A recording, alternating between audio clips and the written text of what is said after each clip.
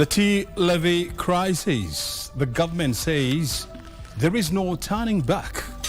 And Obado and co-accused have a case to answer. And what is happening in the Middle East? The region is staring at a full-blown crisis. What does that mean for the oil prices?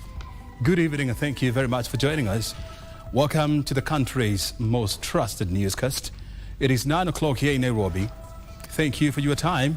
We have the highlights which are coming up next.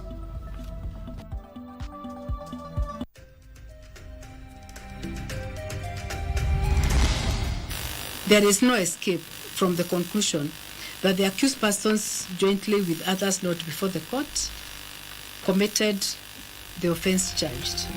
The judge's hammer. Court finds former Migori Governor Okoth Obado and two accused persons guilty of the murder of Rongo University student Sharon Otieno. The good conduct. Kenyans to receive police clearance certificate within 24 hours of application. Last year at this time, we had about 76%. This time, it was 96%. So it is not also true that the introduction of this levy or that levy or what is affecting the tea uptake. And the tea levy row. Agriculture CS dismisses claims that levy has created a tea glut in the Kenyan market.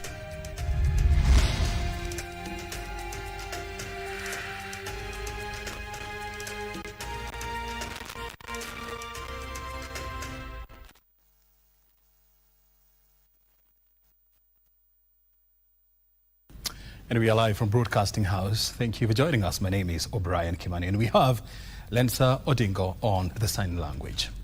Former Migori Governor Okoth Obado and his former personal assistant Michael Oyamo and Kaspel Otieno have been found guilty of the September 2018 murder of former Rongo University student Sharon Otieno. Delivering the verdict on Thursday, High Court Judge Cecilia Githua ruled that the evidence sufficiently linked the trio to the killing. The judge found that Obado was the primary beneficiary of the murder plot aimed at safeguarding his name and reputation. Ruth Wamboi has the details.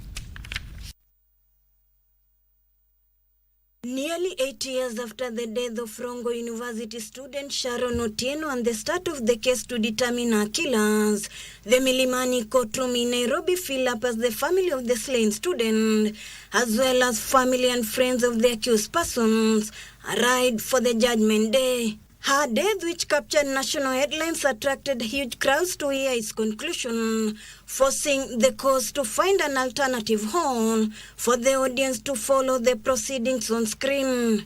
And after reading the judgment for the better part of the day, Justice Cecilia Githua's hammer dropped. Participation, premeditation, and intention to execute their common intention.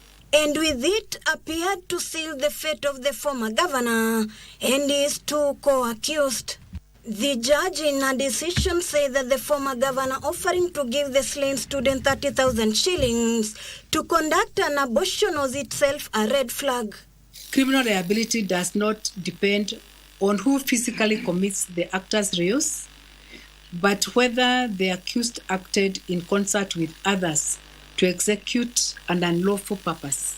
The judge further noted that Obado employed the services of his personal assistant to act as an intermediary between him and Sharon, which showed he had a scheme.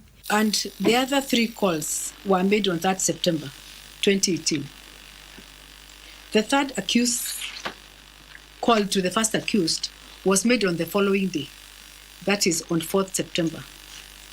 At 7:31 p.m. Michael Oyamo was found guilty of fairing hitmen and luring Sharon to Gracia Hotel to meet the killers. There is no escape from the conclusion that the accused persons, jointly with others not before the court, committed the offense charged. The judge found Caspar Lobiero was in the plan since his wife's vehicle was used to ferry Sharon to the location where she met her death. It is therefore my finding that the prosecution has proved its case against the first, the second, and the third accused persons beyond any reasonable doubt. The bail terms of the former governor were also cancelled, making him a guest of the state awaiting sentencing in 21 days.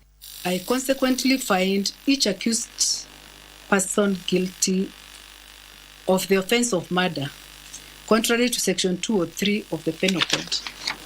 The guilty verdict was held by the Federation of Women Lawyers and the Victims' Councils. As FIDA, access to justice still continues for all the women and girls who have undergone gender-based violence. This is an affirmation that regardless of the gender-based violence that anyone goes through, justice will finally take place. 8 years is not a short time. So I believe that with the judgment that has been rendered today, with the conviction, I believe that the family is happy about the justice of their daughter. The three convicts were found to have had a malice plot, with the then Migori Governor Okoth Obado being told that avoiding the crime scene area will not erase culpability of planning and funding to eliminate the late Sharon Beryl Otieno. Reporting from Milimani's High Court, I'm Ruth Wamboi. Thank you, Ruth Wamboi, for that report. Health services at public hospitals across the country could grind to a halt in the next 1 week following a 7-day strike notice issued by the Kenya National Union of Nurses and Midwives. Speaking in Nairobi, KNUN Secretary General Seth Panyako cited continued frustrations by the Council of Governors and the Salaries and Remuneration Commission as reasons for their impending strikes. Governors, however, insisted the implementation of the CBA must follow constitutional provisions. The Kenya National Union of Nurses and Midwives claim all is not well in public health sector, citing years of unfulfilled promises and delayed implementation of nurses' welfare agreements. Addressing the media in Nairobi, Secretary General Seth Panyako said nurses will down their tools beginning July 29th unless the government resolves what the union describes as over a decade of unresolved labour disputes. If the relevant authorities fail to address our collective bargaining rights and other demands highlighted in this strike notice within the next 7 days, a total nationwide withdrawal of nursing and midwife services will commence on the 9th July 2026 at 00:01 a.m. Among other issues, nurses say they have been operating without a collective bargaining agreement, accusing governors of refusing to sign the CBAs. The union also faulted the non-implementation of the 2017 Return to Work formula, which introduced enhanced nursing and uniform allowances. The Return to Work formula of 2017 has only been fully implemented at the Moi Teaching and Referral Hospital. Kenyatta National Hospital has implemented partially. The Ministry of Health has implemented partially. County governments have frustrated implementation. They're also blaming counties of frustrating absorption into permanent and pensionable employment of UHC nurses. They also called for immediate reinstatement of nurses sacked in Kisii County 3 years ago. Wauguzi wa Kisii wamesema tutaungana, tutashikana mikono mpaka wale wengine wenzetu, kwa sababu mmoja akiumia sisi wote tumeumia. Kwa hivyo tunasema hakuna atakayerudi kazini mpaka wale wengine warudishwe kazi, tuweze kufanya kazi kwa pamoja. In a rejoinder, governors have faulted the strike threat by Health Workers Union, stating that constitutional mechanisms must be followed in addressing their demands. So I want to tell UHC workers, this matter can only be solved through the intergovernmental architecture. It cannot be resolved through demonstrations in the streets. If national government respected all the agreements that we have had with respect to UHC, there'll be no UHC worker out there in the streets. Joseph Wahungu for Prime Edition. And elsewhere, President William Ruto has hosted more than 5,000 artisans from Nairobi County at State House, Nairobi. The engagement was aimed at strengthening the informal sector and expanding opportunities for small and medium-sized enterprises. The meeting brought together skilled workers from various traders. During the meeting, the president said his administration will provide 80 million shillings to support artisans and mechanics in Nairobi County to acquire modern equipment and tools, enabling them to improve productivity and expand their enterprises. The meeting at State House brought together skilled workers from various trades, including carpenters, welders, mechanics, electricians, electricians, tailors, beauty professionals, and other members of the Jua Kali sector. During the meeting, President Ruto said his administration will provide 80 million shillings to support artisans and mechanics in Nairobi County to acquire modern equipments and tools, enabling them to improve productivity and expand their enterprises. Kwa hivyo mimi nitapanga kama serikali vile mutapata vifaa ya kuendesha ufundi wenu na biashara yenu. Mimi nataka muniandikie orodha ya zile vifaa ambazo mnazihitaji. Alafu tutapangana na hao waheshimiwa vile tutakuja tuwapatie hizo vifaa. Meanwhile, more than 40,000 Kenyans have already registered under the recognition of prior learning program to be trained and issued with certificates to artisans of various crafts. Na tayari tumefungua mtandao ili nyinyi mujiandikishe, na serikali ya Kenya itakulipia wewe gharama ya kupata certificate na tutakupatia certificate. The government will further build modern workshops for artisans and mechanics across the city to provide dignified workplaces, enhance safety standards, and facilitate the licensing and formalization of their businesses. Kila mji katika taifa letu la Kenya sasa tutakuwa na mpango kupitia kwa affordable housing ya kujenga workshops ya wafanyabiashara wetu mafundi waweze kuwa na mahali. Kama ni magari tunapeleka pale kwa workshop ambayo imetengenezwa vizuri, nyinyi mafundi wa magari muwe pale. President Ruto also noted that in Nairobi County alone, 36 affordable housing program projects are underway and set to deliver more than 180,000 decent units, while creating tens of thousands of jobs and stimulating economic activity across the capital city. Michael Mondiga for Prime Edition. Kenyans will now obtain their police clearance certificates, commonly referred to as a certificate of good conduct, within 24 hours, down from the previous 2 weeks waiting period. This follows the launch of a thematic biometric identification system in an event presided over by Interior Cabinet Secretary Kipchumba Murkomen. The upgrade coincided with the DCI's Forensic Evidence Management Unit receiving the National Accreditation Board certificate, making the Kiambu-based facility the first of its kind in Africa to receive the international certification. The Interior Cabinet Secretary was at the DCI headquarters along Kiambu Road in Nairobi, where he revealed the turnaround time to receive a certificate of good conduct has drastically reduced. Murkomen further revealed the system upgrade is being decentralized across all 52 Huduma centers nationwide, and citizens can now apply online via the e-Citizen portal and visit any Huduma center or DCI location for quick biometric capture. The turnaround time for processing police clearance certificate, which previously took up to 14 days or more, will now be reduced to just 24 hours. This overhaul is backed by the launch of the upgraded multi-biometric identification system, which expands Kenya's records database capacity from 2 million to 10 million and boosts daily fingerprint searches from 4,500 to 20,000. Launch of the multi-biometric identification system, MBIS version 5, are a clear demonstration of our commitment to modernization, institutional reform, and improved service delivery. He further stated the system will also integrate in real time with the National Registration Bureau, the Judiciary, Immigration Services, and Interpol for faster verification. CS Murkomen also received the official National Accreditation Board certificate on behalf of the DCI's Forensic Evidence Management Unit. Today marks a defining moment in the transformation of Kenya's security architecture, an important milestone in our shift from traditional policing to a modern, science-driven and citizen-centered justice system.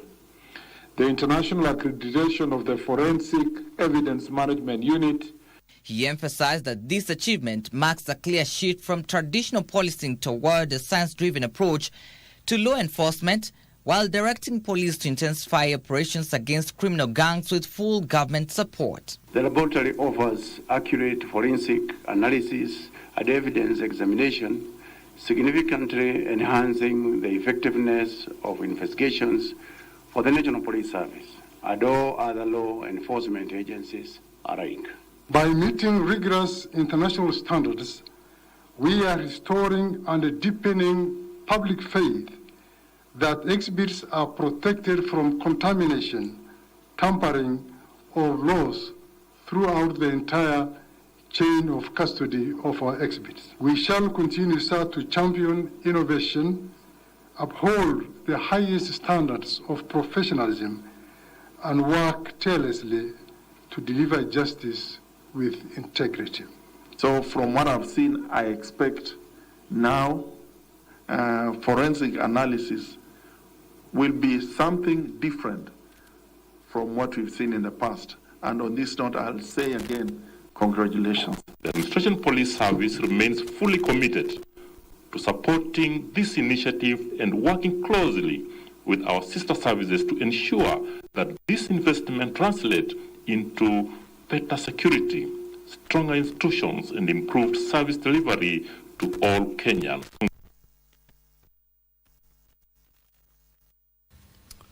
On now to politics, where former Deputy President Rigathi Gachagua is tonight calling for justice and accountability on the alleged violence that happened during last week's Ol-Kalou parliamentary by-election. While in Ol-Kalou, Gachagua said that the violence from the by-election reportedly resulted in the deaths of 2 people. At a solemn requiem mass in Ol-Kalou, former Deputy President Rigathi Gachagua, alongside Nyandarua Governor Kiarie Badilisha, Senator John Methu, Laikipia Senator John Kinyua, and other leaders, expressed concern over the lack of arrests a week after the Ol-Kalou incident that left 2 people dead. The blood of these 2 men lying here has watered the tree of liberation. We are more determined than ever before to send you home. The leaders urged the government to expedite investigations and ensure those responsible face the law. You have actually given us the impetus. We are angry. We are pained. Hata kama hakutakuwa mambo mengine, these 2 heroes will unite this country in ensuring that people can elect the leader that they want. Calls for the resignation of Interior Cabinet Secretary Kipchumba Murkomen also emerged, with the leaders expressing widespread dissatisfaction with the current security measures. Kama hujatoa Onesmus Kipchumba Murkomen, tunajua hakuna siku hata moja utakuwa unataka kuondoa abuzi. But speaking in a separate event, CS Murkomen dismissed attacks by former DP Rigathi Gachagua on the competency of security organs, saying that they are up to the task. Don't forget that we have been taking action. Don't lie that we have not been taking action. It is you who have been politicizing. We now want to have a national consensus with politicians that, regardless of your political side, when we deal with goons, don't come out and say that I'm a member of this political party, I'm of government, or so forth. The Inspector General of Police is properly directed from a policy perspective to ensure that all these people are dealt with. This as Machakos Governor Wavinya Ndeti has condemned the rising cases of political violence and the use of hired goons ahead of the 2027 general election. Speaking during her development tour in Kangundo sub-county, the governor said the trend threatens the country's peace, democracy and economic stability. Kenya kuna wawekezaji wengi wamefungua mafaktori zao na kampani zao hapa kutoka nje. Sasa sisi tukianza kupatiana instability, hata investors wanaogopa kuja Kenya. Hii Kenya inaenda wapi? Similar calls resonated in Kakamega, with the area governor Fernandes Baraza urging political leaders to cease exploiting young people for selfish gains. Sisi agenda kubwa ya vijana wetu ni kuhakikisha umepata kazi.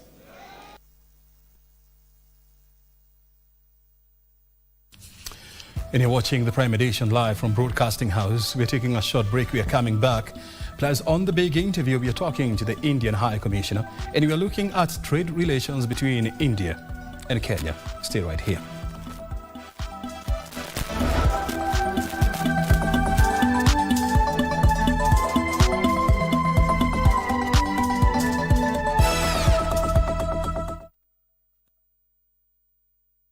Are you thinking about your future? Saving through a registered retirement benefit scheme allows you to save up to 30,000 shillings every month tax-free, and investment income from the scheme is completely tax-exempt. Withdrawals of retirement benefits are tax-exempt for retirees who reach retirement age as specified in scheme rules, retire early on grounds of ill health, or have been members of a scheme for at least 20 years. This tax exemption also applies in payment of retirement annuity and gratuity. Further, contributions you make to post-retirement medical funds are now tax-deductible up to 15,000 shillings per month. Join a registered pension plan today. Reduce your tax burden and enjoy your retirement to the fullest. For more information, visit our website at www.rba.go.ke, call our toll-free line 0800-720-300 or email info@rba.go.ke. RBA, safeguarding your retirement benefits.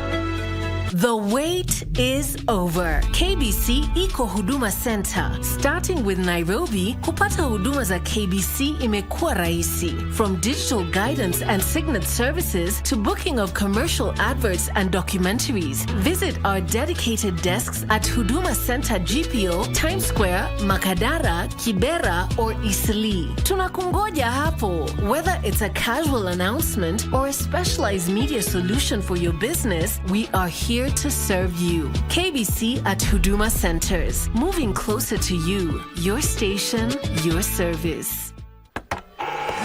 Everything you know is a fragment of a story.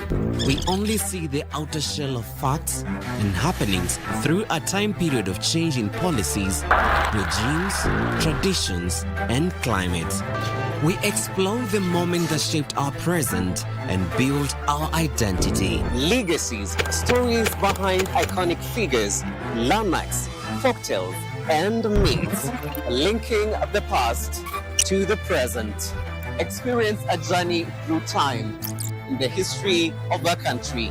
Know your history every Friday at 9 p.m.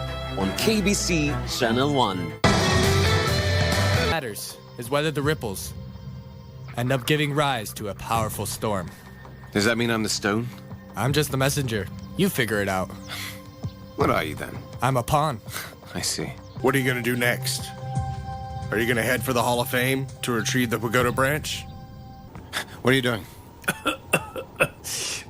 He's dying. Hey! Hey! If you want it, find me at the Hall of Fame. You think I'll let you leave? When you're able to summon all 7 spirits, I'll be ready to fight you.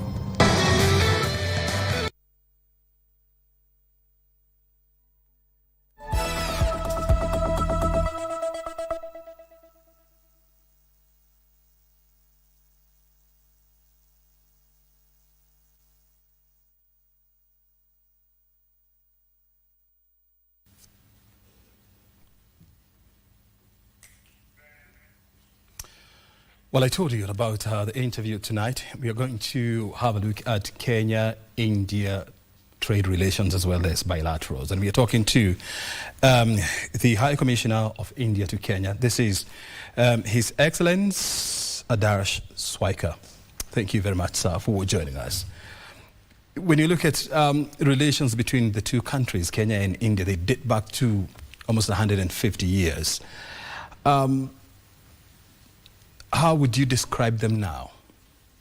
First of all, let me thank you, Mr. O'Brien, for having me on your show. And for the viewers, let me greet them in Kiswahili, Habari za jioni. So I hope it's right. But coming back to the question, actually, our historical relations not only date back to 150 years, but to thousands of years, because the Indian people were trading with eastern part of Africa for over centuries. And the first organized movement did start around the railway line when the railway line was being built in 1895. But since then there has been a stream of Indian visitors to Kenya. They have been assimilated here, they have adopted the culture, they have contributed in various ways to Kenya's development, socio-economic development. And therefore, today, if you ask me, I think it's an excellent bilateral relationship where there are no outstanding issues. There is a lot of goodwill between both the countries, not only at the government-to-government level, but at the institutional and people-to-people level. So I feel that today, I think we are at a very, very good spot in our relationship, and we are looking forward to an exciting relationship, a relationship that has strategic elements, a relationship that is people-centric. Because ultimately, what do people want from a relationship? Why India and why Indians? It should be something which is of benefit to Kenyans as a large. So that is what I think is the goal for both the countries, and therefore we are working towards it. How important is Kenya to India in Africa? Very important. I think we see Kenya as a very, very important partner in this region, in Africa. You've seen that Kenya is playing a very leading role in African Union integration in various ways, whether it is trade or investments or environment. Nairobi is the environmental capital not only of Africa but also of the world. So I think we have, given a historical relationship, given the way Kenya is growing infrastructurally in development, we feel that Kenya is a very important partner for India, a strategic partner, a gateway for East Africa and the landlocked Central Africa. So in our scheme of things, we greatly value our relationship with Kenya. Let's talk about trade relations between the two nations. And when you look at the two-way traffic, you're looking at about 4.3 billion US dollars, two-way. And it is highly leaning towards India. And you're looking at about 4 billion US dollars exports from India to Kenya, while you're looking at 290 million US dollars exports to India. What do we need to do to even the ground? I won't say that we have to do something to even the ground. I think in my last interviews also I have maintained that it is not a zero-sum game. With some countries you will have trade surplus, with some countries you will have trade deficit. Even India is a net trade deficit country. So, and we have trade surpluses with many countries, trade deficits with many countries. Coming back to our bilateral trade statistics, today, unfortunately, both our countries are agriculturally strong. What are your export commodities to the rest of the world? Tea, coffee, horticulture products, avocados, macadamia, and so on. Many of these things, for example, we are a 1.4 billion population. We are a tea-drinking country. We eat, sleep, and drink tea from morning to evening. Still, we are one of the biggest exporters of tea. So you can't expect that we will take tea from Kenya in a big way, despite its good quality. Still, tea is going to India. Kenyan tea is going to India. Coffee is going to India. Avocados is going to India. But I think as Kenya develops, which we are seeing now, a lot of manufacturing capability is coming into Kenya. You have a huge, huge Indian market of 1.4 billion people. Now today the entire world is flocking to India for what? Because it's a huge market of 1.4 billion people. And that is where I think today we should not look at only in terms of trade deficit, but what India offers to Kenya in future.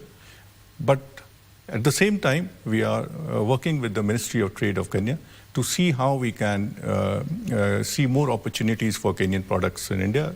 The two commerce ministries are working on that matter. But at the same time, I would, at this point of time, see that more Indian investments come to Kenya, so that bring in investment, bring in employment, and also look at export markets. So if Indian investment comes here, manufactures, and goes into the region, the East African region, for example, is a 300 million region. So ultimately it benefits Kenya because it's being exported from Kenya. So I think we have to work around ways as to see how Indian capital, Indian investment, Indian trade could benefit Kenya rather than just seeing in terms of trade. And when you scan the Kenyan environment, I mean, do you see an avenue where Kenyan exporters can deepen their exports to the Indian market so that you can try to balance the equation? No, that's what I am saying, that as your manufacturing capability increases, as you manufacture more and more products, you have a big market in India. So today, avocado 3 years back was not going to India, but now it is going, despite there is some duty. So I think there is a case for Kenyan products. For example, you export macadamia. We don't have macadamia. And today, Indian society is becoming very health conscious. So even if you export macadamia at some duty, I am sure that the 400 million large middle class in India would be happy to consume macadamia. Look at mango. We both are mango-loving countries, but our seasons are complementary. Your mangoes come in December to February. Our mangoes start from March to August. So we have to look at these seasonal varieties. So there are a lot of things that are in works. I can't say at this forum, but there are things which we are trying to do with each other that we can be able to look at better arrangements in trade. I know the issue of standards and phytosanitary measures, have always been a stumbling block to a lot of Kenyan exports going to India, especially vegetables and fruit. And I know the agreements that have been signed between Kenya Bureau of Standards and the Indian Bureau of Standards, if that's what you call it. Where are we in terms of ensuring that we ease the demands and the regulations that are required there? No, I'm not sure that there are very strict barriers to trade in terms of sanitary and phytosanitary measures, but both the countries are working through the mechanisms. We have the agreement between both the standards organization. There are talks going on. So I think there are issues on both sides, and I think these are technical discussions which take place. But by and large, most of your export commodities are going to India.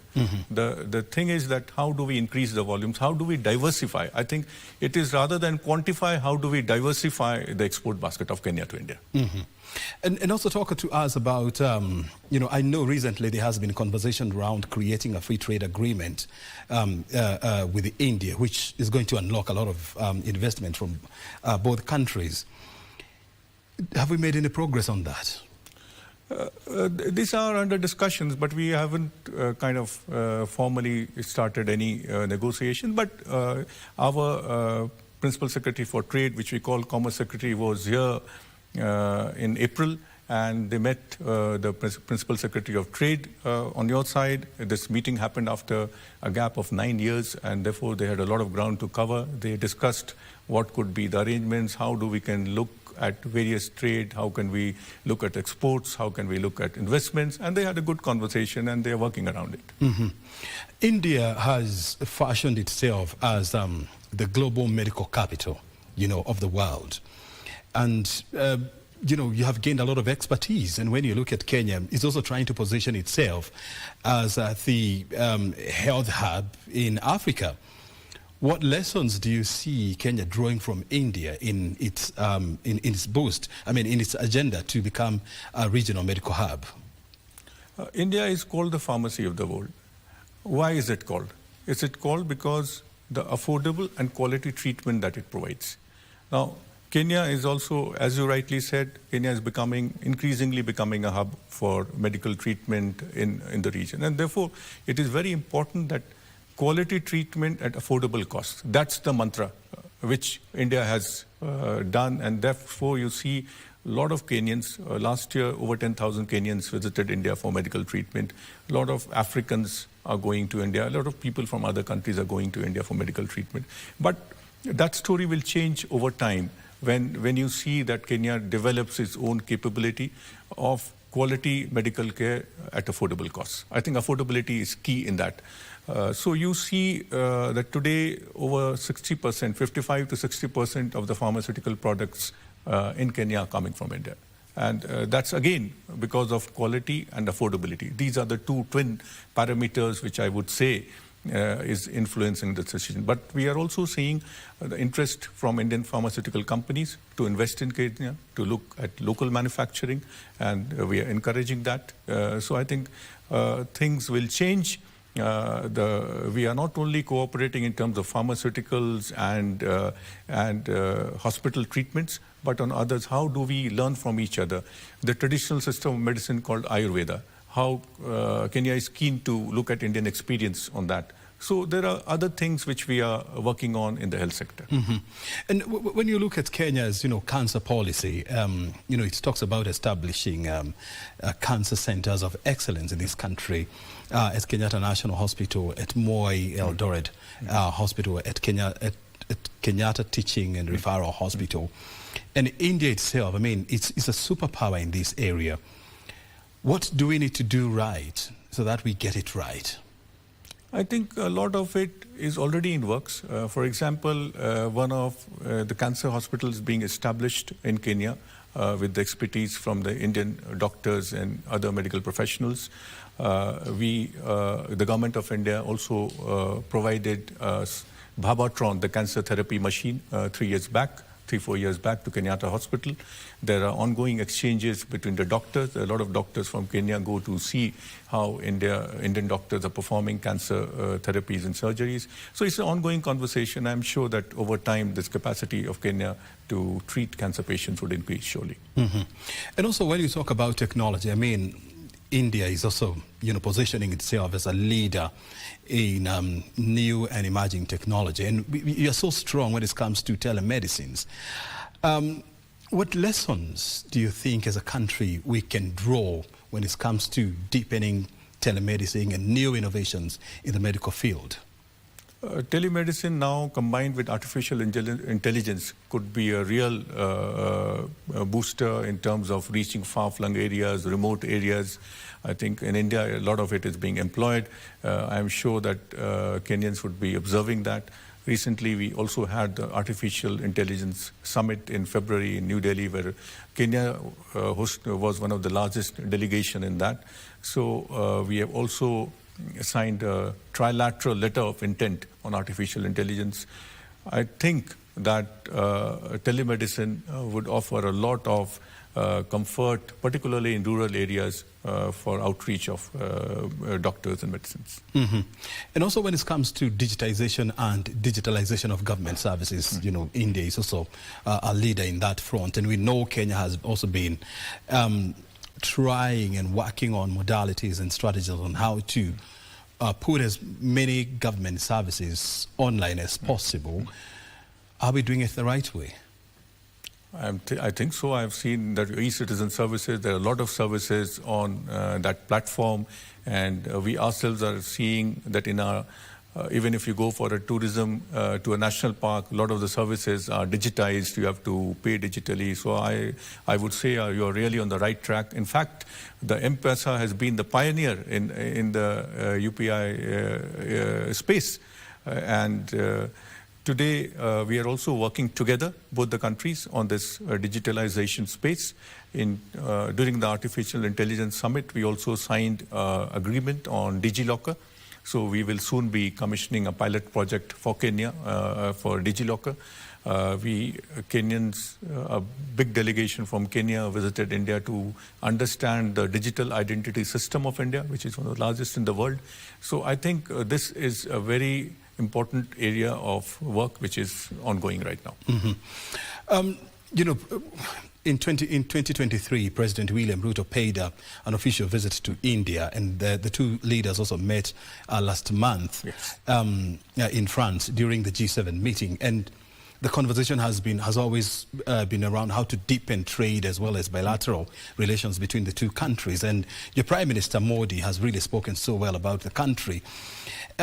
And when I look at the number of Indian tourists coming to Kenya, you're looking at less than 140,000 tourists every year. What do we need to do to push this number, riding on the historical ties between the two nations? There is always scope, but I must tell you that this number of 140,000 which you are mentioning has grown in the last few years. It was not so.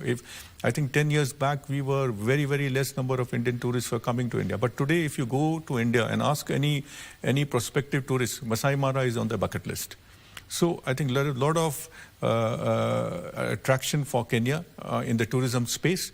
Indian tourists are now venturing out more from traditional areas of tourism to non-traditional areas. I would suggest that Kenya should do more aggressive marketing in India, because Indian tourism sector is growing by leaps and bounds. As prosperity levels in India is increasing, there is a lot of outbound tourism. So this 140,000 can easily double over the next 5 years, because Indians are going out like anything for tourism. And they are huge spenders. When Indians go out for tourism, they do not return empty hands. They come with big shopping bags. So I think that is one area. Second is how you can bring some Indian events here. For example, the Filmfare Awards or something. That again will attract a lot of tourism from India. You bring some sporting event from India. That again will bring a lot of tourism to Kenya. Like cricket. I think nothing like that. If you can do that, the Indian Premier League, if you can IPL, I think that will be nothing. So I think tourism is increasing to Kenya, but there is a lot of potential. Well, I mean, if you're just joining us, we are talking to Indian High Commissioner to Kenya, His Excellency Adash Swaika, and we are focusing on Kenya's trade as well as bilateral ties with India. We are taking a break. We are coming back with part 2 of this conversation.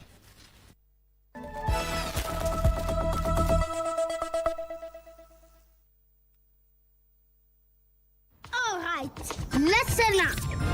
Colgate is on a mission. It's kind of a big thing. Colgate Herbal uses traditional nature's herbs and combines it with Colgate Science for healthy gums and strong teeth. Colgate Charcoal Gentle Clean cleans and polishes teeth for a whiter smile and a naturally fresh and clean mouth. Choose natural. Choose Colgate Charcoal.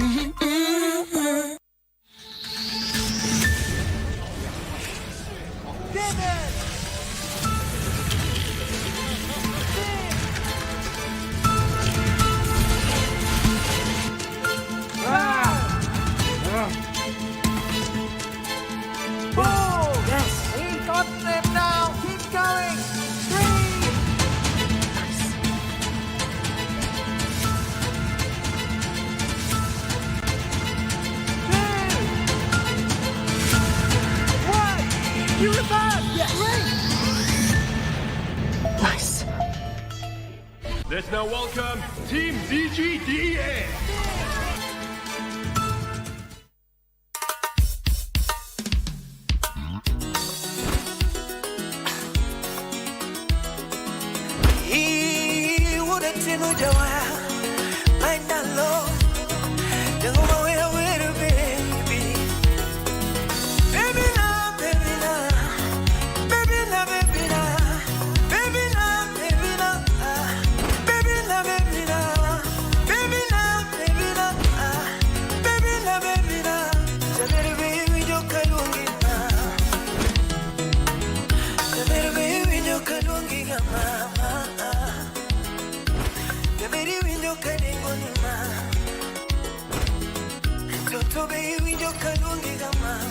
Slim Nyarawendo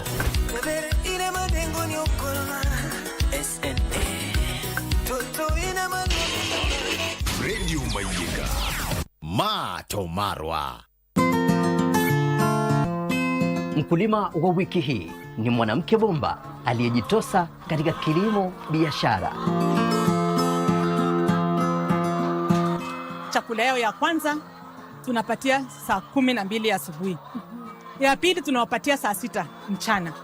Alafu ikienda kidogo mpaka saa 9 hivi, saa 11 tunafunga mambo ya chakula. Lakini maji inaenda throughout. Kwa sababu kuku ni maji. Ungana nasi Jumamosi saa 10:30 hapa KBC Channel 1. Tuangazie ufugaji wa kuku na faida zake.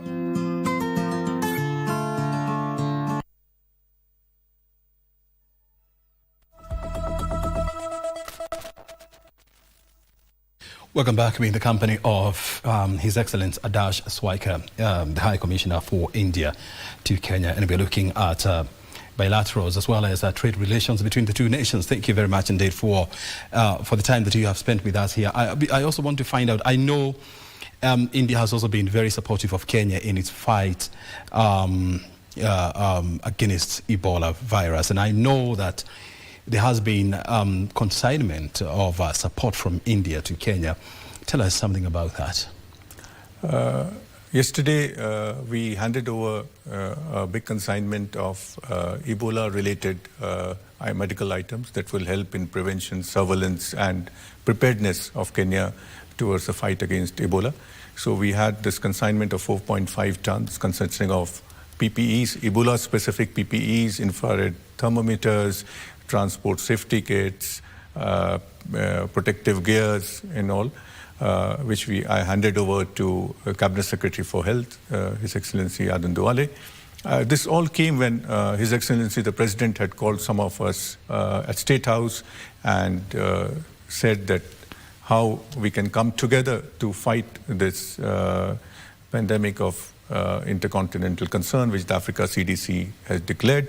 And I'm happy to say that we are the first bilateral partner to come up with this support, and we hope that it will help in Kenya in its fight against Ebola. We have the second consignment, which will come of bigger equipments soon, so we are looking forward to that. But I think that's a history of our partnership, and that's what friends are for, that in times of need or in times of difficulty, when we stand with each other in terms of solidarity. And I would take you back to the COVID times when we supplied almost 1.15 million made in India COVID vaccines to Kenya, when we had a 1.4 billion population back home to be vaccinated. Mm-hmm. So I think these are situations which demonstrate the true worth of friendship. And that's what it's about India and Kenya. Mm-hmm. I also want you to tell us something about the level of investment that your government has done in the revival of one of the country's largest cotton millers in the name of Rivertex, as well as the expansion of Kenya's transmission power lines. That is part of the line of credit which was offered by the Government of India. So we did a transmission line back in 2010 to 14, which connected a number of counties. Rivertex is one of the recent examples. In 2019, we extended a line of credit of almost $30 million. And I recently visited Rivertex, and I can tell you that it's a very, very upgraded, technologically upgraded facility, and I'm sure the new management will now take it further. We also have another line of credit which is currently operational, which is the $15 million line of credit for small and medium sector enterprises. And a lot of almost 16 projects have been completed under this line of credit. It's a small projects, mostly in the dairy sector, in the textile sector, but which are really making a difference to these small and medium enterprises. Mm-hmm. Also, let's talk about agriculture, and we know that through the Green Revolution, India has managed to become self-sufficient in terms of food, and you have a population of about 1.4 billion people, the largest in the world. When you look at Kenya, I mean, we've been struggling to put 1 million acres under irrigation, for the longest time. How can India and Kenya work together to help Kenya achieve this dream? This is something which we are focusing on, how our agricultural scientists can come together, because we are also a tropical country. We have also deserts, we have semi-arid and arid lands. So I think the topography and the vegetation of Kenya is not unfamiliar to India. So we can share our experiences, our agricultural scientific institutes can collaborate. But at the same time, I am seeing a very good interest from Indian investors, particularly to do agricultural farming in Kenya. So I've recently got 2-3 proposals where they are looking at large-scale farming. Mm-hmm. And I think that, again, in the earlier talk, we were mentioning about how do we address trade deficit. So if Indian investors come and do agricultural farming in Kenya and export back to India, that again would address the trade deficit issue. So I think that is a very pertinent area of collaboration, the agriculture side. Mm-hmm. Before I also let you go, I mean, you've been around for 10 months. I just want to hear from you. What is your agenda by the time you leave the duty station? Mm-hmm. And also, when you look at sport, I mean, and we talked about the Indian cricket, or what we call the Indian Premier League. is big, it's huge, and it has a massive following in India. Would you want to see one of the Premier League matches between some of India's two biggest clubs, taking place here as a way of boosting tourism? Very much. I know the collateral effect will be on tourism, but leave aside tourism, I would like to see the IPL matches being played in Kenya. And Kenya actually was one of the very good cricketing nations. Back in 2003, they reached the semi-final of the World Cup. And many of the Kenyan players in the Kenyan team were Indian Kenyans. So I think that sporting ties are very, very important. Actually, yesterday, both our sports minister met in Glasgow on the sidelines of the Commonwealth meeting, and I'm sure they would have discussed some important areas of cooperation on the sports side. Very good. What else do we need to know from India? Yeah, pardon? What else do we need to know from India? No, I think it's not only that you need to know from India, we also need to learn from Kenya. Today, one example which I always feel is 90% of your energy basket is clean energy. Yeah. So I think while in quantifiable terms, it is only 3,000 or 3,500 megawatt, but the percentage terms, it's very good. So there are things which both countries will learn from each other. It's not a one-way conversation. That's what we feel that countries in the global south have to learn from each other. And that's why our development cooperation model is successful, because it is tailored as per the needs and priorities of your government. Very good. Thank you very much, Balozi, for your time. Thank you. Very good. Well, Agriculture Cabinet Secretary Mutahi Kagwe says the tea levy is critical to financing research, global marketing, as well as value addition that will secure the subsector's future. Kagwe dismissed claims that the tea levy will create a tea glut in the Kenyan market. Debate has been raging over implementation of the tea levy that is charged at the rate of 0.08%. The uptake of our tea in the last couple of weeks has been the highest we have seen over 3 years. Last week was at what levels? 93%. Last year at this time, we had about 76%. This time, it was 96%. So it is not also true that the introduction of this levy or that levy or what is affecting the tea uptake. Agriculture Cabinet Secretary Mutahi Kagwe says tea levy is not imposed on farmers but on tea buyers and provides cash for promoting Kenyan tea in new and emerging export market, fund research, strengthen climate resilience and promote value chain. Ile majani chai tunakuza hatutaki kupereka nje ama kuuza na ngunia. Tunataka kuuza chai ikiwa iko packet, value addition. Kagwe says Kenya cannot expect to remain the world-leading exporter of black tea while underinvesting in market development and innovation, underscoring the need for sustainable financing. Pakistani kwanza wanauza chai yetu na wanasema hii ni chai ya Pakistan.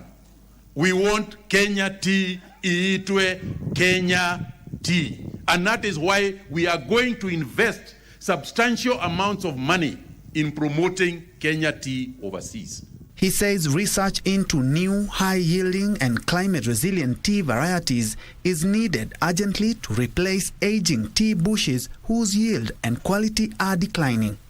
I want to assure you that as a government, we are totally committed to empowering the tea farmer, to empowering the tea producer, to empowering the tea processor. Kagwe says Kenya is working closely with development partners to enhance value addition, to promote technology transfer, premier processing, and higher incomes for farmers. For Prime Edition, I'm Ben Troy Njue. Thank you, Ben Troy Njue. Ronald Gala Utalii College will be open to the public in September this year, ending a decade of delay. The institution, which is a Vision 2030 flagship project, has faced many challenges from budget runs to land ownership rows hampering its completion. Tourism Principal Secretary Julius Bitok says the college expects to welcome 1,000 students in September. After more than 12 years of waiting, the Ronald Ngala Utalii College in Vipingo, Kilifi County, is set to welcome its first cohort of 1,000 students in September, marking a major milestone in Kenya's efforts to strengthen skills development in the tourism and hospitality sector. The institution will offer programs in hospitality, culinary arts, travel and seafaring courses. We are keen on ensuring that the first cohort of students report to this college on 1st of September 2026. That is in another 40 days. So all this will be done here on pure diploma, certificate and short courses that we'll be doing from this campus.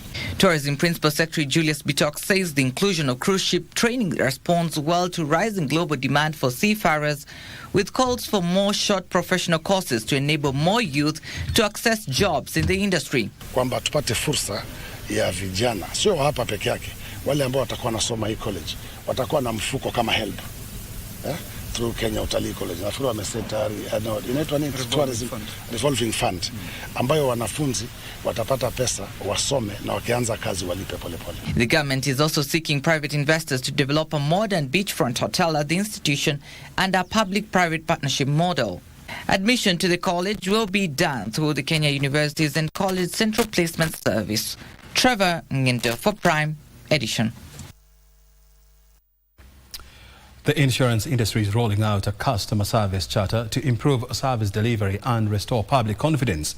The initiative by the Association of Kenya Insurance aims to introduce common service standards for insurance to enhance customer experience.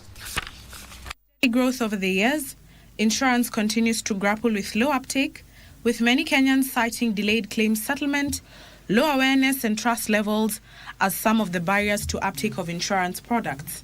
Against this backdrop, insurance players are seeking to improve customer service experience as a way of boosting confidence in insurance products. This is through the rollout of a customer service charter that the Association of Kenya Insurers says sets out common service standards for insurers with the aim of promoting more consistent, transparent, and responsive service across the industry. The framework is expected to complement existing consumer protection measures and encourage greater accountability among insurers. To monitor progress, the insurance industry in Kenya plans to conduct an independent customer satisfaction survey later this year. The findings will help assess how insurers are implementing the charter and identify areas where service delivery can be strengthened. Ndutamo Kami for Prime Edition. The British American Tobacco has reported a 3.1% rise in net profit to 3.1 billion shillings for the first 6 months of 2026. BAT Kenya Managing Director Sydney Wafula says the profit trimmed by weaker consumer spending, inflation pressures and growing illicit cigarette trade. Wafula says the profit was supported by stronger exports, which helped offset declining domestic cigarette volumes. BAT Kenya has declared 10 shillings per share in interim dividends.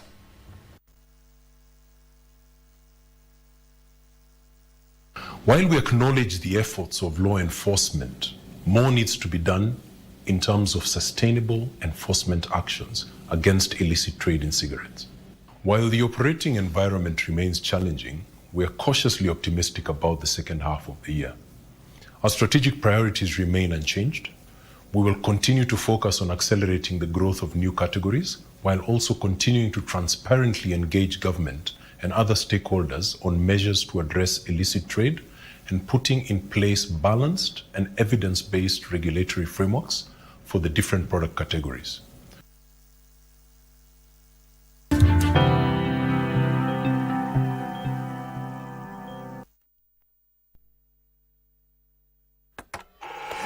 Everything you know is a fragment of a story.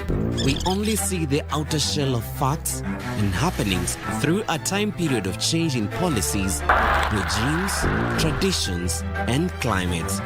We explore the moment that shaped our present and build our identity. Legacies, stories behind iconic figures, landmarks, folktales, and myths, linking the past to the present.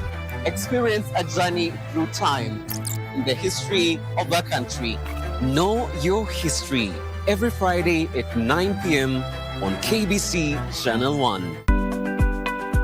Did you know livestock insurance safeguards farmers against loss of their animals due to theft and death caused by pests, diseases, accidents, drought, fire, lightning, windstorms, and floods? It covers livestock such as cows, camels, sheep, goats, and poultry. Now you know. Read and understand the terms and conditions of your policy. This message is brought to you by the Insurance Regulatory Authority, IRA. IRA, Bima Bora kwa Taifa.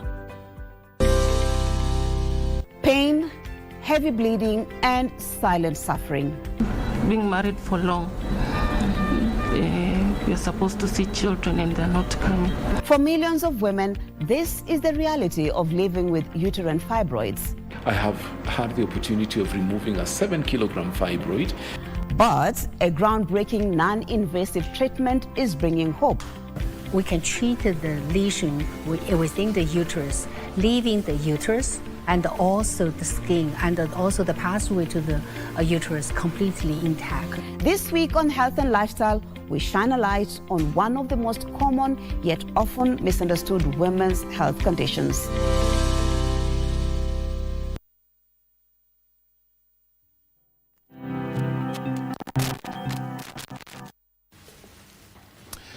Welcome back. Game viewing, nature walks, picnics and hiking are attractions in Athi River, Machakos County, with would-be visitors encouraged to explore nature and photography opportunities, as highlighted on tonight's episode of Magical Scenes.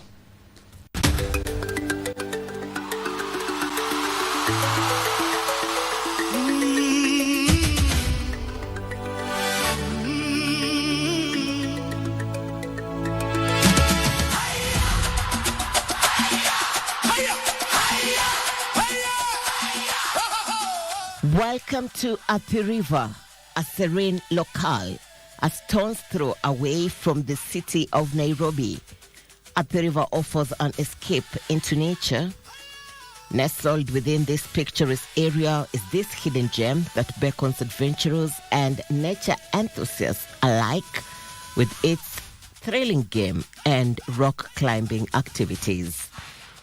The landscape here features rolling plains and acacia-dotted expanses, which is home to a diverse array of wildlife, including wildebeest, giraffes, baboons, and antelopes. Visitors can as well embark on guided nature walks where they might encounter graceful giraffes nibbling on treetops and herds of zebras grazing.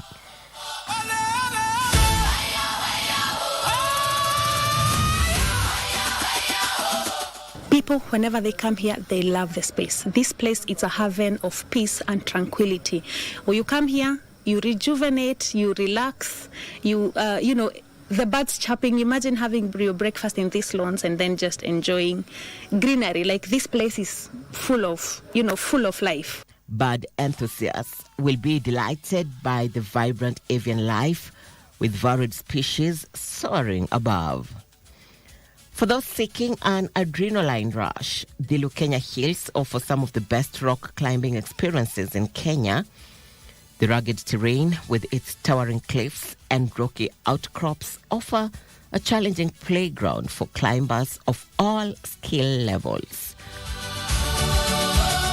Even when you forget your spouse's birthday, we're a good run to guy because we're able to organize an event up on the hill when you can go and just have a drink, a cocktail, a meal, coffee up on the hill, which is really special. Mchuma Irene, Magical Scenes.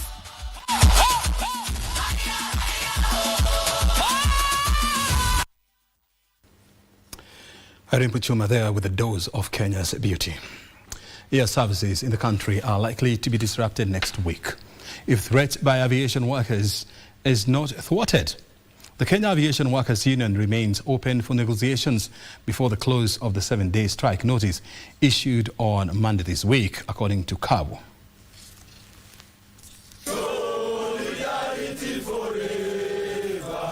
The Kenya Aviation Workers Union have maintained that their planned strike over stalled collective bargaining agreement will go on as planned unless the relevant authorities intervene. Kenya Aviation Workers Union Secretary General Mos Ndema has said the planned strike will go on as planned, saying the workers have waited long for their grievances to be addressed. For how long will we wait? How much longer are we going to wait? Because of that, there is going to be a strike, a devastating one. That one we can confirm to everybody. They have today, they have Friday, even Saturday we are available for talks. But unless we have fruitful talks and agreement, then the strike action cannot be avoided. The aviation workers also have said the strike will paralyze the operation of the Kenya Airports Authority, Kenya Civil Aviation Authority, Kenya Airways, and the Jambo Jet if their issues are not addressed. Because of that, they have expressed interest that they are going on a strike. So, in short, we are going to have a total shutdown of every activity within the aviation sector in this republic, unless those employers come forward and we are available, we discuss, and they remedy, they address our grievances, then we will call off the strike. The union have urged KAA to establish a passenger terminal and screening point at Wilson Airport, warning that continued delays could undermine aviation safety. KAA must begin taking steps to put up a terminal at Wilson and to set up a central screening point. That is another demand in our strike notice. In February this year, thousands of Kenya Aviation Workers Union members went on strike, affecting air transport services in the country for 2 days. Ezekiel Owino reporting for Prime Edition. Traders should form or join cooperatives to improve access to government financing and strengthen the growth of small businesses. Trade Principal Secretary Regina Ombam says cooperatives would help small-scale traders overcome funding challenges and better access facilities such as the Women Enterprise Fund, Wezo Fund, as well as Youth Fund. Speaking during the ASK show in Kisumu, Ombam urged young people to explore income-generating opportunities in agriculture.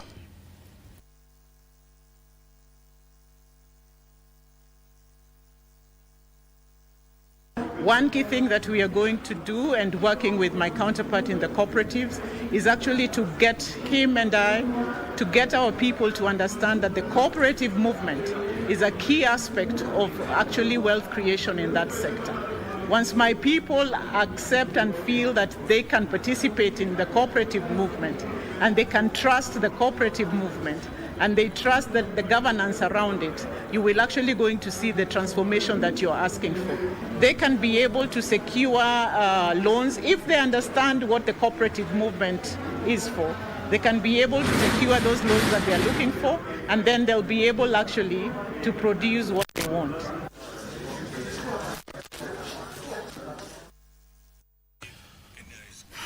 Still on medical issues, where Jubilee Health Insurance has rolled out a digital platform that embeds insurance services into existing customer platforms, aimed in a bid to amplify enrollment in health covers. The platform uses deeper application programming interface integrations to allow businesses to offer health insurance products directly through their digital channels, reducing barriers that have slowed insurance uptake.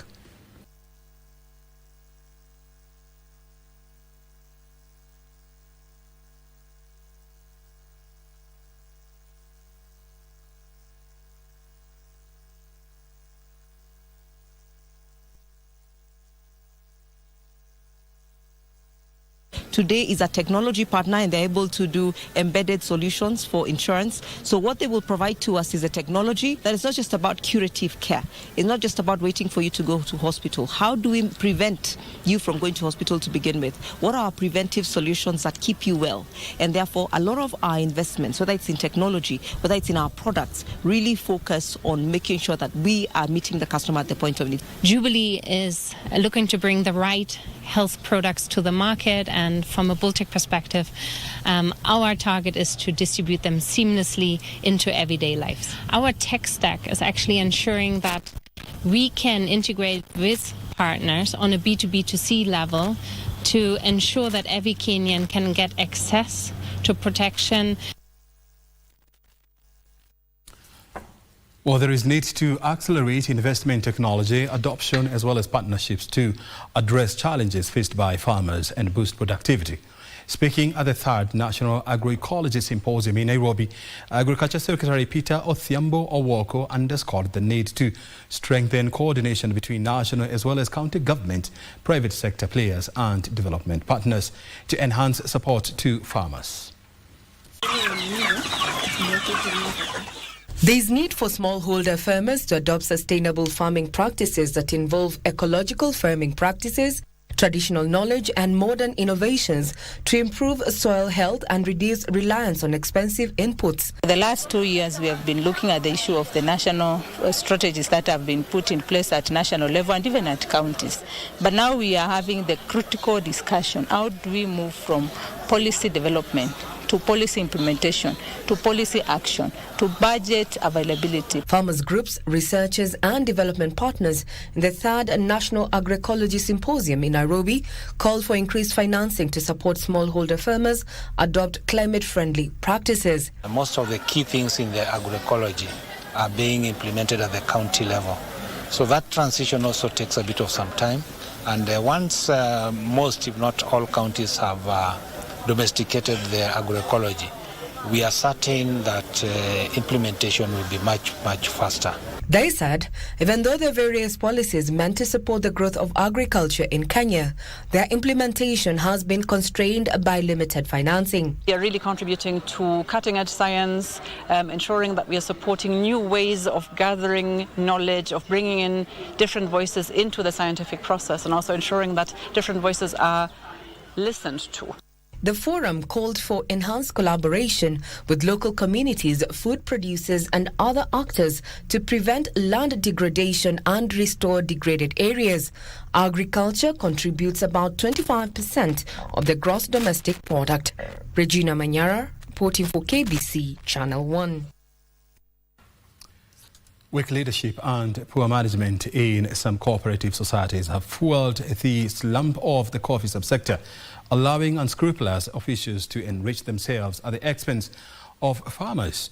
Cooperatives Cabinet Secretary Wycliffe Oparanya says the coffee bills currently before the National Assembly will address these by strengthening governance, enhancing accountability, protecting farmers from exploitation, as well as restoring confidence in cooperative societies.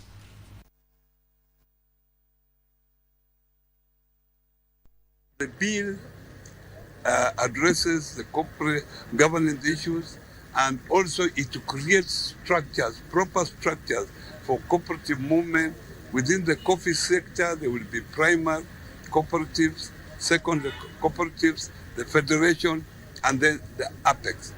Our cooperative leaders decided they want something called a coffee liberalization. For them to liberalize kahawa iwe soko huru, iwe soko huru kabisa. But I really want to thank those counties who have revived their cooperative unions. Nawapa express authority. Niko na regional police command. Kahawa ikiibiwa, don't go for the small fish. Grab the directors, make kahawa die. A record-breaking heatwave has driven Tunisia's electricity demand to new highs, resulting in a series of power cuts that are starting to cause widespread disruptions and leaving business owners sweating about the economic impact. Tunisia is experiencing extreme temperatures with highs of nearly 50 degrees Celsius. Here are more details. The intense summer heat has pushed Tunisia's power grid to its absolute limit. To prevent a total system collapse, Tunisia's authorities have enforced rolling blackouts during the hottest hours of the day. These targeted outages are causing havoc for households and crippling businesses across multiple regions. This is hitting small businesses hard. In local markets, erratic electricity supply is damaging commercial appliances and spoiling temperature-sensitive inventory, with many stores owners lamenting the loss of produce. Energy analysts warn that the electricity deficit is a structural problem, which shows that the grid is not prepared to handle such climate-induced demand surges. Meanwhile, Google parent Alphabet has seen its business grow, yet increasing spending on artificial intelligence infrastructure has put its leftover cash into negative territory. The cash it maintained after paying for operations and investments came in at negative $5.9 billion for the first time in at least a decade. Alphabet's spending on artificial intelligence is expected to hit as much as $205 billion this year, an increase from $190 billion as major tech companies race to build around a new wave of the technology. Alphabet's combined quarterly revenue has hit $119.8 billion, up 23% compared with the same time last year. Finally, the co-founder of AI platform Hugging Face has warned that a recent cyber incident involving rogue OpenAI models is a wake-up call for the technology industry, saying such attacks could become increasingly common. Thomas Wolfe said many companies have yet to recognize that the cybersecurity landscape has changed as AI agents gain the ability to independently execute tasks after receiving instructions. OpenAI said its models escaped a secure testing environment during a trial and launched an unprecedented cyber attack, promoting an investigation with Hugging Face after the breach was contained. Hugging Face, one of the world's largest open source of model repositories, said the incident highlights the need for stronger safeguards as developers increasingly rely on autonomous AI systems. Britton Elia.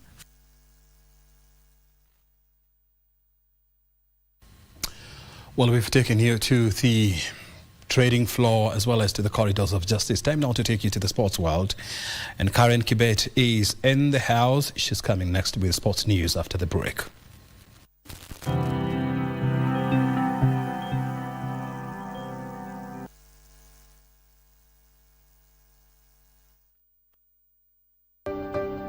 Kituo unachokienzi cha KBC Radio Taifa kitakuletea tamasha kubwa la Rumba Night mjini Kakamega katika klabu ya Havana Lounge. Kikosi kizima cha KBC Radio Taifa kikiongozwa na Mfumo Kimbangu aka Mzairwa kitatua Kakamega kukutana na kusherehekea pamoja na wasikilizaji wake. Hafla hii itang'oa nanga Ijumaa tarehe 24 na Zinga Live pale Hetia Supermarket Kakamega kuanzia saa 2 hadi saa 4 asubuhi. Kisha tuelekee Emusala Special School eneo bunge la Lurambi na Malava Special Unit eneo bunge la Malava. Baadaye mida ya jioni tutajumuika Havana Lounge kwa tamasha la Rumba Night. Jumamosi tarehe 25 tutakuwa kwenye tamasha la Ramani ya Kiswahili pamoja na mwalimu Mathias Momanyi katika shule ya upili ya wasichana ya Butere. Jiunge nasi tutengeneze kumbukumbu pamoja na Radio Taifa, sauti ya Mkenya. Kukosa ni makosa.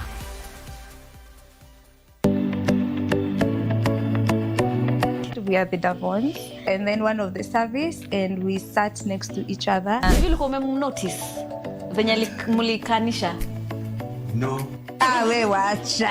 Anasemanga I ghosted him for like 3 months or so. This time I find a wife. I'm not letting her. For me, also he wasn't among the people I would date typically. We planned the first engagement, it fails. Like he's very romantic. The first time they came in kwa introduction, walikasirikiana.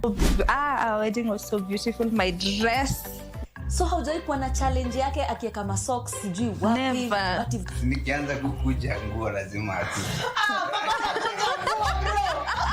We're expectant this year.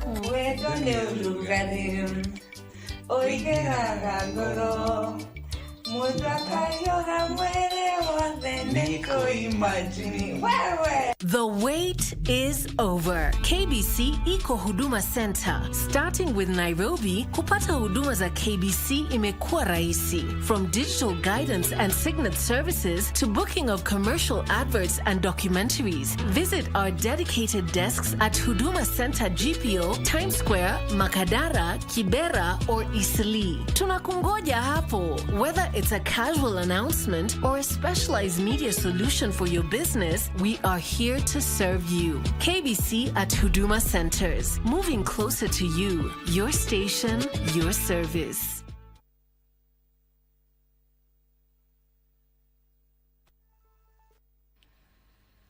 Good evening. My name is Karen Kibet. Welcome back to KBC Prime Edition. It's now time for sports. The second batch of the Kenyan team to the 2026 Commonwealth Games has already arrived in Glasgow, Scotland, ahead of the Games, which is officially getting underway tonight with the opening ceremony at 10 p.m. The latest contingent to arrive in Glasgow comprise of 2 boxers, the 3x3 basketball team, and 6 weightlifters who joined the first group of 7 para powerlifters, 3 swimmers and 5 lone bowlers. 6-time African javelin champion Julius Yego will lead Team Kenya in the opening ceremony. The latest departure marks another milestone in Kenya's journey to the 2026 Commonwealth Games, with the athletes joining the country's earlier advanced team already in Glasgow. The men's and women's 3x3 basketball teams head to the Games bowed by their successful qualification and will be seeking to improve on the impressive performances at the previous edition, where both sides reached the quarterfinals. Kenya's boxing team will be also aiming to add the country's rich Commonwealth Games legacy, while the weightlifters will be looking to challenge for podium finishes against some of the world's best competitors. Frederick Mwoki for Prime Edition. Now, Harambee starlets have already arrived in Morocco in readiness for the 2026 Women's Africa Cup of Nations, scheduled to kick off this Sunday. They had been acclimatizing in France ahead of their second appearance, although most of the players will be making their debut in the tournament. They have everything to play for after the Confederation of African Football CAF increased the prize money in this year's edition of the Women's Africa Cup of Nations. Tournament winners will now pocket 258.9 million shillings, up from 129.25 million Kenya shillings. The runners-up will now receive 97.1 million shillings. Each of the 16 participating teams will also receive 19.4 million shillings participation funding, which is a big motivation to all the teams who will also be battling for the 2027 FIFA Women's World Cup qualification. The Nigeria Super Falcons will be defending their title in the tournament, scheduled to kick off this Sunday, with Senegal playing Algeria in Group A.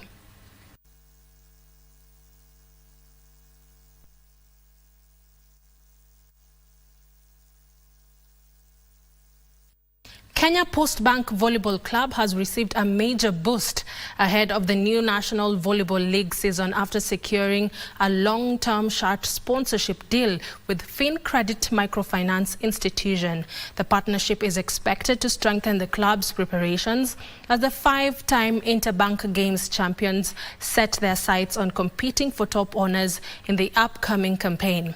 Kenya Post Bank CEO Rafael Lekolol hailed the sponsorship as a significant milestone that will enhance the team's growth and competitiveness. The club says the partnership with FinCredit Microfinance Institution will ease financial constraints, allowing players and the technical bench to focus fully on training and performance throughout the season.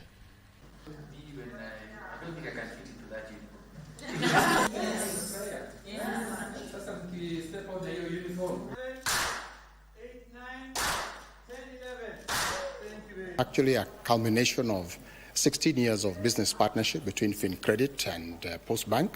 It's a very mutually beneficial partnership. It was started with the idea that Postbank is a savings bank. We are lenders. We are licensed by Central Bank as a DCP. And so we thought, why don't we lend to post-bank savers? Hold hands together with FinCredit in terms of partnership to support our volleyball team. Our volleyball team has been doing quite well, and we needed the support. And we are very grateful that FinCredit came through to assist us in supporting this team achieve their goals. My expectation is next season, as you're approaching the next season, I expect more good results. And now that you have a new sponsor, we're so grateful for that, actually.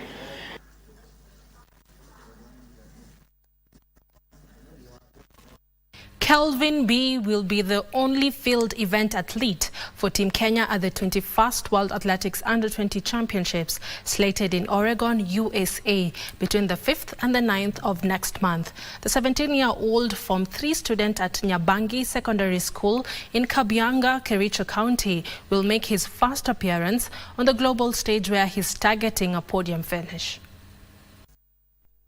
He began as a sprinter in the 100 meters and 200 meters races in 2024 before switching to triple jump simply because he loves the sport and wants to be unique. Triple jump nimeanza nikiwa primary nilifika counties but sikuparticipate juu nilikuwa na huyo uoga. I was still young, so nikaamua tu kukuja nyumbani, sikuparticipate hata. The breakthrough for B came last year when he clinched gold medal during the Africa School Games in Algeria before securing a silver medal at the Africa Under-18 Championships in Abeokuta, Nigeria. Form 2 sasa nikatrain sasa vizuri. Haya nikaendelea hivyo pole nikaenda mpaka East Africa nikiwa form 2. Na hata last year nilienda mpaka hata Africa. With a personal best jump of 16.04 meters in the triple jump, which he achieved in Nigeria, B, also known as Kemboi, aims to improve on it in the USA. In the long run, he wants to become the first Kenyan to qualify for the Olympics in the 2028 Los Angeles Games in this event. And weakness yangu ilikuwa maneno na speed na hiyo drills na hiyo technique ya kuruka nayo. So sahi I'm trying to perfect that area. With triple jump nataka hata hiyo 2028 nikuwe kwa hiyo Olympics. Kenya has fielded 23 athletes for the global showpiece as it aims to better its 2024 Lima, Peru outing after finishing 5th overall with 3 gold, 3 silvers and a bronze. Pali nataka kuperfect ni strength. Hiyo sasa na lack sahi but nikiendelea tu kwa mazoezi pole nita improve. My target is to come with a gold. Na hata to have a new personal best 1650 and above. Now, the road to this year's Safari Sevens rugby tournament has already kicked off with the tournament scheduled to take place on the 9th to 11th of October. The Kenya National Sevens teams Shujaa and Lionesses will be defending their titles. Meanwhile, over 20 teams are set to take part in the 17th edition of the National Rugby Prinsloo Sevens Championship, set for this weekend at the Nakuru Athletics Club. The tournament director, Edward Mosetti, says they expect an entertaining display of performances from the teams. SportPesa has increased this year's National Sevens circuit from 16 million shillings to 34 million, while Tusker injected 1.5 million shillings towards the sponsorship. Division 1 competition will retain its traditional format with 16 teams split into 4 pools of 4. Basically, the stage is set. We now know who our actors are, and what's remaining is purely action. There may be a few differences in terms of how the venue will look and feel this time, and we owe all the changes to our partners who will be coming on board.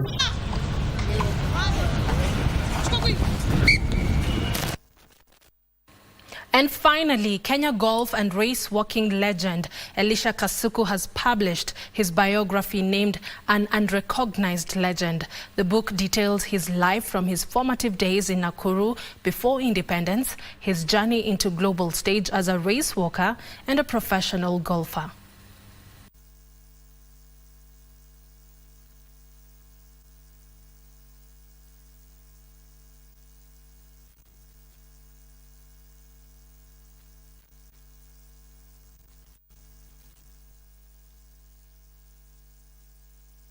I've been playing really good golf, so I was expecting that I should do really well, and it turned out really good. I'm very happy. Well,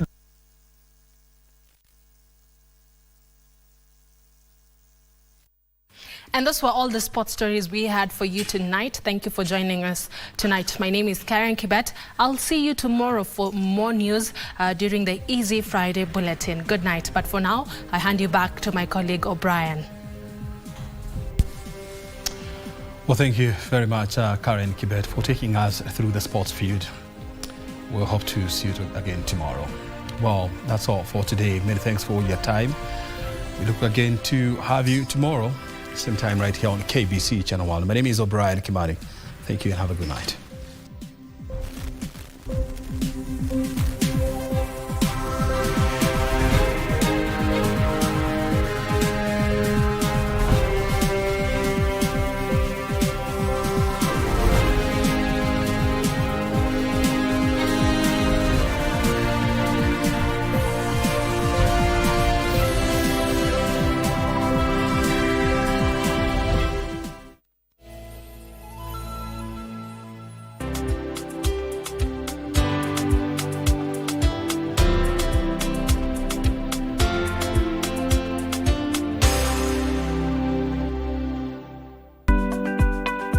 Your home is one of your greatest investments. Have you purchased a domestic package cover? The policy covers residential building against damage by floods, fire and lightning and other causes. House contents like furniture and household goods against theft or damage. Personal belongings like laptops, tablets, iPads and phones within and outside the home. Death or injury to domestic servants in the course of employment. Death or injury to visitors within the residential premises. Read and understand the terms and conditions of your policy. This message is brought to you by the Insurance Regulatory Authority, IRA. IRA, bima bora kwa taifa.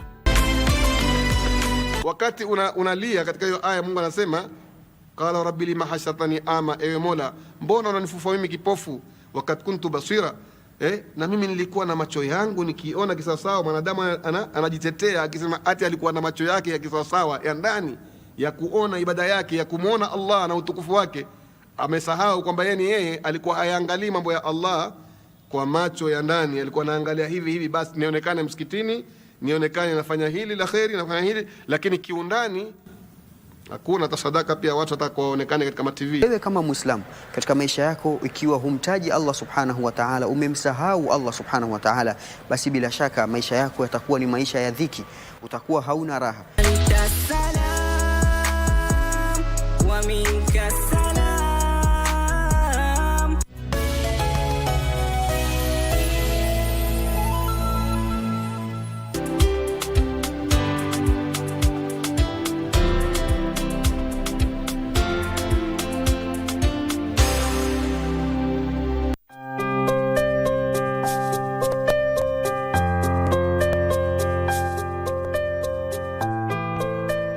Hello, good people. I'm back.